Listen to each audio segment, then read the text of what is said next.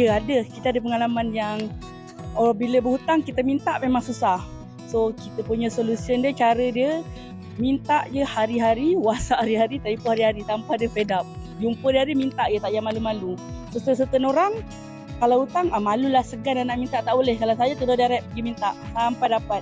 Walaupun dia susah nak bayar, kita minta ansur-ansur. So itu cara. So kalau boleh dah tahu macam itu, lepas ni boycott dia untuk bagi hutang. Pengalaman untuk hutang ni sebenarnya ada banyak. Tapi biasa kadang-kadang kita kena faham kawan kita dalam keadaan kesusahan.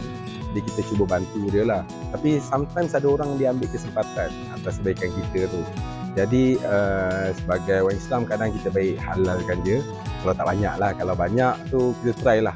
Lagi kita, kalau boleh try, kita try minta. Tapi kalau dia tak mampu bayar, tak boleh, kita halalkan lah.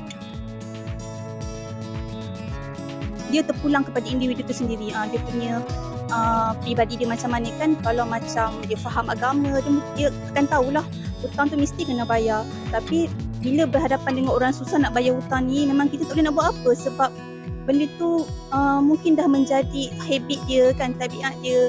Macam berhutang tu sesuatu kebiasaan pada dia. Dia tak rasa bersalah, dia hutang sana hutang sini, dia selesa dengan hidup dia macam tu. Bagi saya dia macam sometimes dia jadi satu habit. Dia pinjam orang duit, lepas tu dia tak bayar. Dia satu habit.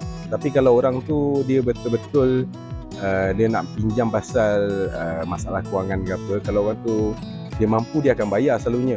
Pengalaman saya lah tu, dari segi pengalaman saya. Tapi sometimes orang dia jadikan tu satu habit. Dia pinjam orang betul tak nak bayar. Lepas tu sometimes bila dia block terus kita punya number macam tu lah.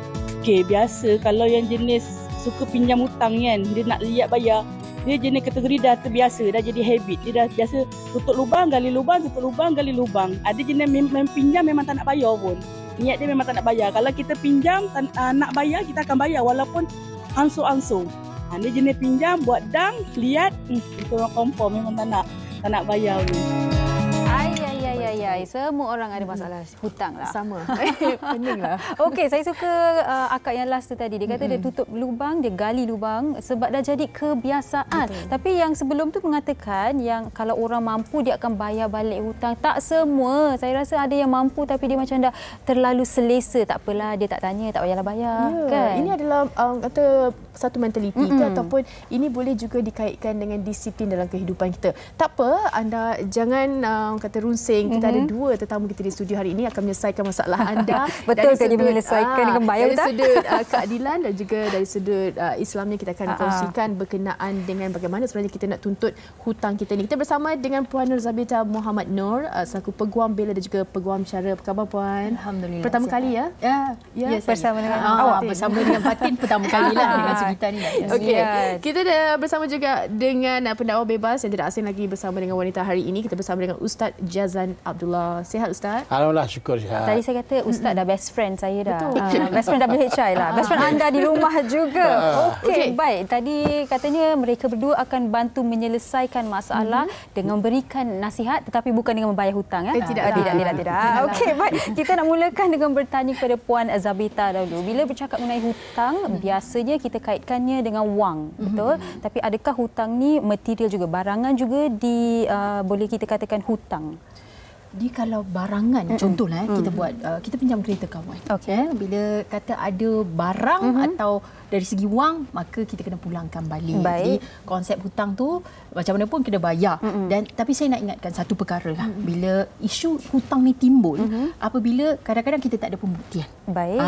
So yang pertamanya, elakkan bagi secara tunai. Jadi kalau boleh kan kita ada transfer online sebab bila mana kita bagi secara tunai itu datang penafian. Mana ada hari itu tak pernah bagi pinjam pun.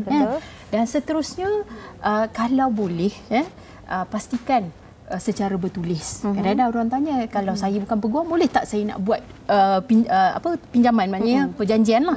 Boleh, tak ada masalah. Isikan nama, butiran, berapa amountnya, bila jumlah patut bayar dan seterusnya.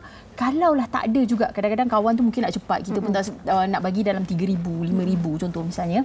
Dia apa yang boleh buat adalah sahkan melalui WhatsApp. Sebab di mahkamah ni sebenarnya bukti WhatsApp, bukti message, email semua diterima pakai. Okey, baik. Dan kita tahu juga kalau kita memberi hutang ni ataupun kita willing untuk nak bagi pinjam sebenarnya Ustaz kan, kita selalu fikir yang macam kita mudahkan urusan orang, insya-Allah dia mudah, nanti kita pun mudah, ataupun kita nak meringankan beban dia. Tetapi 2-3 bulan selepas itu kita pula terbeban sebab apa, dia janji nak bayar sekian tarikh tapi tak dapat. Kita nak minta pun kita rasa bersalah, kadang cakap kita berkira atau macam-macam kan. Mungkin Ustaz sendiri ada pengalaman Ustaz sendiri kalau boleh kongsikan. Baik, bismillahirrahmanirrahim. Assalamualaikum warahmatullahi wabarakatuh. Fatin, Sugita dan Puan Nor. Sudah betulnya dari rahmat sekalian, sebenarnya bila program ni dapat dekat tangan saya, yang terlintas pada fikiran saya nak listkan siapa yang hutang kat saya nak sebut hari ni. Kan? Betul. Maknanya kadang-kadang kita membantu tapi akhirnya kita jadi orang yang susah.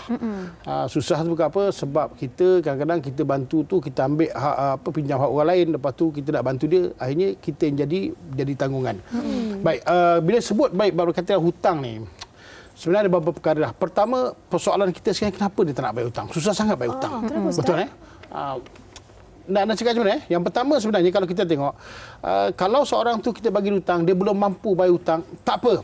Hati ni tak ada masalah pun. Dengan bayar hati ni tak ada masalah pun. Kalau kita cakap, tak apa, awak pakai dulu sampai betul-betul awak stabil, awak bayarlah. Kalau awak rasa awak tak boleh bayar, awak cakap saya, awak minta halal, kita akan halalkan. Itu perkara yang pertama. Sebab memang tak mampu. Dan kewajipan seorang Islam, maka kita ada ta'awun, kita kena bantu dia. Sebab tu kalau kita tengok hukum orang minjam ni, dia wajib ni apa benda dia susah. Kita ni daripada dia nanti mencuri, merompak dan sebagainya, lebih baik kita bantu dia. Sebab itu. Tapi kita faham yang kedua jadi haram pula. Haram ni kalau kita bagi dia pinjam, lepas tu dia pergi main judi lah, minum arak lah, apa, tergolek-golek dan sebagainya, itu haram lah. Dan makruh ni apa? Macam tadilah.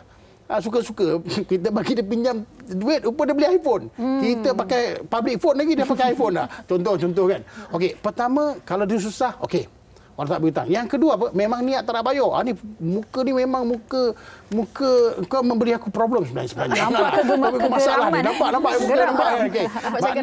Sebab kau memang niat tak nak bayar. Okey, itu yang kedua. Dan yang ketiga kalau kita tengok sebab apa kau tak bayar? Sebab apa? Dia ambil kesempatan. Okey. Ambil kesempatan sebab dia tahu, takkan Ustaz Asim sebut pasal duit. Asal Ustaz cerita pasal duit, Ustaz. Nampak? Kau ingat muka aku tak makan ke? Kita kan, apa maksudnya? Dia bukan marah, cakap kan. Kamu nak bayarlah kan. Mana maksudnya, dia ambil kesempatan dengan kebaikan kita, dengan kesabaran kita tu ambil kesempatan. Itu bertangguh-tangguh. Saya bukan tak nak bayar, bapak saya meninggal. Saya bukan tak nak bayar, bapak mentua saya masuk ICU. Saya pun tanya, dah mati semua belum? Belum nanti tunggu, jangan sampai awak mati sudahlah. Okey, ini bukan cakap kasar, ini cerita masyarakat. Okey. Dan kalau kita tengok yang ketiga, yang keempat iaitu apa? Ada jenis manusia pula dia tak bayar hutang sebab apa? Kalau dia bayar hutang tu macam Sugi cakaplah. Dia rasa rugi. Kan? Dia ada hutang, dia ada kemampuan. Tapi dia tak nak bayar sebab apa? Dia rasa, aku macam rugi je bayar. Susah sangat nak keluarkan duit. Padahal dia ambil duit kita tu selamba muka. Sampai Nabi sebut, seorang yang mampu bayar, dia tak bayar hutang, dia tak bayar hutang, orang tu jadi zalim. Bila orang tu jadi zalim, ingat tau, dia terdedah dengan doa. Doa orang yang dizalim ni Allah makbulkan. Tu takut tu. Okey, itu yang keempat. Dan yang kedua kita tengok, okey, tak ada rasa tanggungjawab lah. Kadang-kadang dia dulukan kehendak yang lain. Padahal dia boleh bayar. Tapi dia kata, nak bayar 5,000, iPhone baru RM5 kan. Dia beli iPhone, nampak bayar, nampak tak hutang. Nampak. Kalau kau cakap nak BAA, tahu BAA? Bayar ansur-ansur pun tak apa. Tapi memang kau selamba je kan. Ni cakap bukan marah. Dan yang kelima ingat, lemah iman itulah sebab orang tak bayar hutang. Sebab apa? Dia tak tahu dah Nabi sebut sampai Nabi SAW tidak nak sembayangkan jenazah orang yang berhutang. Sampai Nabi minta siapa nak jamin hutang dia ni. Itu Nabi. Lepas tu apa ni? Nabi sebut besok dekat akhirat kita tak ada duit dah. Tak ada, yang ada amalan. Amalan besok kita haji 50 kali, umrah 320 kali tu akan diberi kepada orang yang hutang. Muflislah kita. Lagi apa lagi? Maknanya amalan tidak terangkat. Macam-macam. Amaran yang diberikan kepada kita, tapi oleh kerana imannya lemah, mukanya selamba, menyakiti hati orang lain, ingat kamu terdedah dengan doa orang yang dizalimi. Come on, bayar hutang ingat muka ni. Ini semua muka yang pernah memberi hutang. Sebelum nak ke Puan Zabita, mungkin saya nak tanya Ustaz. Sabar Ustaz. Ustaz, kalau bercakap mengenai amalan, ada orang mungkin dia berhutang dengan individu lain, tapi pada masa yang sama nak bersedekah. Patutkah dia bayar hutang ni dahulu sebelum dia bersedekah? Baik. Ataupun kebajikan, Ustaz? Macam mana kalau situasi macam ni? Ingat memberi hutang tu sunnat. Okey. Menuntut hutang tu harus. Membayar hutang itu wajib. Faham tak dia? Amalan sunat dengan amalan wajib, wajib didulukan amalan wajib. Yang kau nak bersedekah tu, bayarlah hutang dulu. Sedekahlah dekat orang yang pinjam kau. Kau bayar hutang sebenarnya kau lagi dapat pahala. Daripada kau sedekah, kau menyakiti hati orang lain. Dah 2 kali cakap tau. Ya Allah. Jadi dia clear cut lah. Kalau ada hutang, kita bayar, settle hutang tu dahulu sebelum kita nak bersedekah. Macam geram tak? Nampak sangat. Sampai Ustaz kat penonton. Okey, semua suka tu. Semua cakap bagus-bagus. Betul. Okey, Puan Zafita, macam mana pula kalau kita, Ustaz dah cakap dah, bayar hutang tapi lihat kadang-kadang ada orang kata elemen lakonan, buat muka kesian, kita pun tak sampai hati, kan? Tapi bagaimana sebenarnya kalau kita dah buat surat, kita dah minta dengan cara baik, tapi memang dia dah block lah kita punya akaun, telefon semua kita tak boleh. Macam mana agaknya cara untuk kita nak tarik perhatian si peminjam untuk menyelesaikan hutang mereka? Cara nak tarik perhatian kalau lebih tegas lagi adalah ambil kirakan undang-undang lah. Okay. Dia di Malaysia ni kita ada tuntutan kecil iaitu 5,000 ke bawah. 5,000 ke bawah ni sebenarnya kita boleh filekan dekat mahkamah, kita tak perlu lantik peguam pun. Kita pergi sendiri dekat carian online ni, tuntutan kecil kita isikan. Ceritalah butiran macam mana, contoh plaintiff ni siapa yang menuntut, defendant ni siapa, jumlah hutangnya berapa.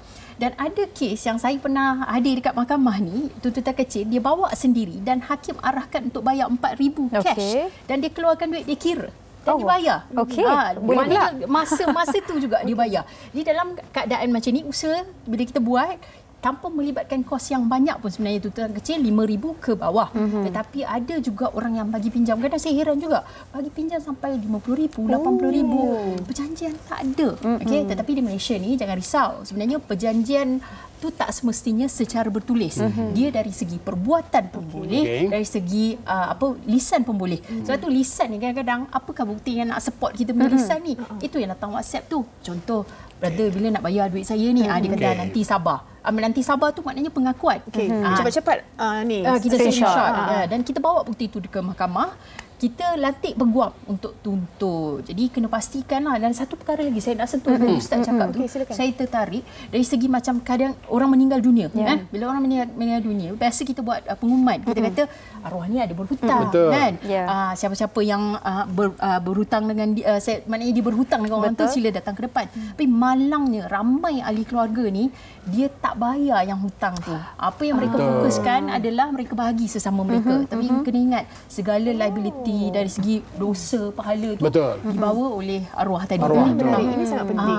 Jadi kena ingat kalau kita lah waktu kita hidup ni tolong beritahu kepada ahli keluarga saya ada berhutang pada sekian-sekian ni. Kalau berlaku apa-apa pada saya, sebab kadang-kadang si mati ni meninggalkan aset bukan tak ada harta.